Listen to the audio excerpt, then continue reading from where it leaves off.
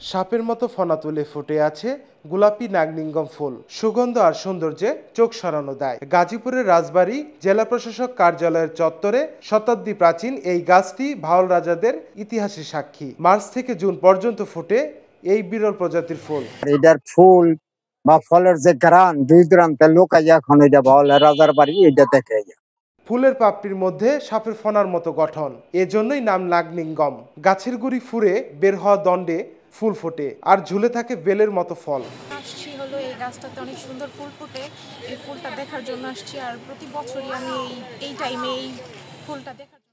ইতিহাস বলে ভাওয়াল রাজারা তাদের হাতিদের নাগলিঙ্গম ফল খাওয়াতেন। আজ রাজবংশ নেই, হাতিও নেই, টিকে আছে শুধু এই গাছ আর তার সৌন্দর্য। আমি যতটুকু জানি আমার পূর্বপুরুষ মুরব্বীরা বলছেন যে এখানে যে রাজা ছিল ওই রাজার আমলেরই এই গাছটা, কমপক্ষে 200 বছর আগের কথা, কিন্তু গাছটা হয়তো আরো বেশি হইতে পারে বয়স। এই গাছটা রাজাই পালন করছে এই কারণেই তার যে হাতি পালতো, হাতিশালায় হাতি থাকতো, হাতির পেটে যদি কোনো রকমের অসুখ বিসুখ হইতো তখন এই গাছের এই যে ফল দেখতেছেন এই একটা ফল হাতিকে খাওয়াইতো, খাওয়াইলে পরে ওই হাতিটা জুলাপ হয়ে সুস্থ হতো। এটুকুই আমরা শুনছি। নাফিউল লিকসন, দৃষ্টি 24।